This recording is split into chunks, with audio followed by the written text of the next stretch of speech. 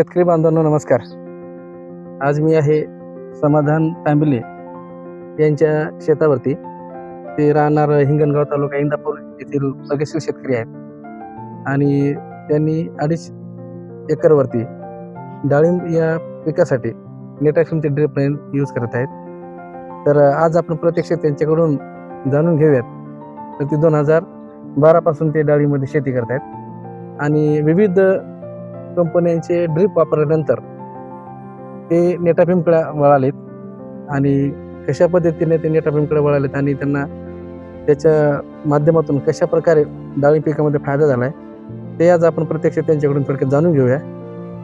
नमस्कार साहेब. नमस्कार. तर तुमच्या या व्हिडिओमध्ये खूप खूप स्वागत. सर्वप्रथम आम्हाला सांगा की आपण जी काही डाळिंब शेती करतात, तर आपण सांगितलं की 2012 पासून आपण शेती करत आहात. तर एकंदरीत 2012 पासून आपण ड्रिप इरिगेशन करत आहात. तर त्याच्यामध्ये आपण आपल्याला नेटाफिम जे तुम्ही आता केली ठिबक, तर त्याच्या आधी तुमचा त्या ड्रिपमध्ये काय अनुभव होता ते थोडक्यात आम्हाला सांगा.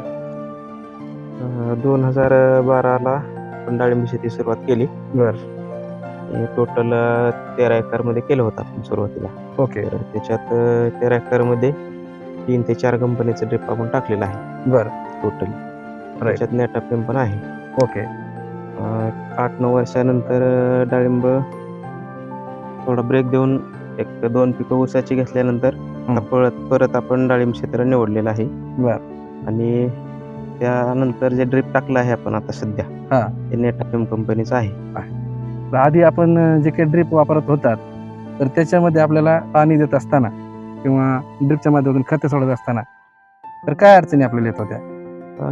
नेटाफिम कंपनी सोडून इतर कंपन्यांचा थोडा डिस्चार्ज, एक समान पाणी पडण्याची जी पद्धत आहे ती, गोष्टी थोड्याशा हे आल्या अडचणीच्या वाटल्या. आपल्या ह्याला अडचण नव्हती. राईट. मग आता तुम्ही नेटाफिमची ट्रिप कोणत्या वर्षी केली? आता 2 वर्षापासून नेटाफिम नंतर टाकलेले आहे. मग आता बाकी कंपनीचे विचार आपण करताय की नेटाफिम एक आपण निवडली, तर कशा प्रकारे आपल्याला ही माहिती मिळाली, काय सांगता येईल? नेटाफिम आपण वापरलेलं आहे सुरुवातीला, त्याचा रिझल्ट चांगला मिळालेला आहे. त्याच्यामुळं नेटाफिमच निवडली. माहिती आपल्याला कुठून मिळाली? आणि नेटाफिमची माहिती सर अनवले साहेब यांच्याकडून मिळाली. बरं. त्यांच्याकडूनच आपण आता घेतलेलं नवीन ड्रिप आहे.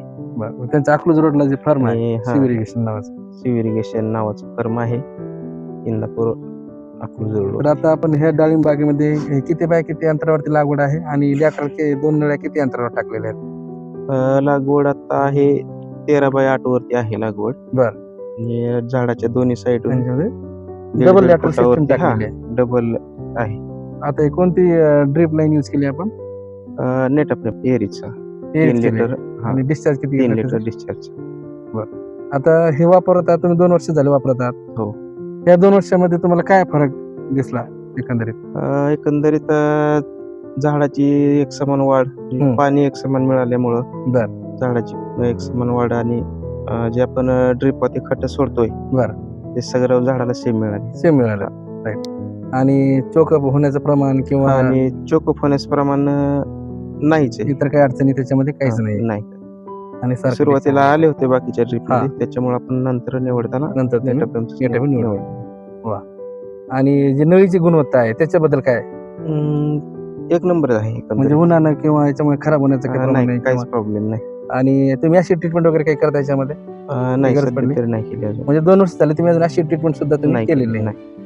म्हणजे एकंदरीत तुम्ही समाधानी आहात? हो. म्हणजे तुम्ही ड्रिप लाईन वापरताय आणि तुम्हाला ते समाधान नाही. तर शेतकरी बंधूंनो, आपण आताच प्रगतशील शेतकरी श्री समाधान तांबिले साहेबांनी सांगितलं की नेटाफिमचे ड्रिप लाईन ते मागील 2 वर्षापासून यूज करत आहेत. त्यांनी बरेच ड्रिप लाईन यूज केल्या इतर कंपन्यांचे, परंतु त्यांना जी अडचण होती म्हणजे इरिगेशन आणि फर्टिगेशनमध्ये, तर ती जास्त होती.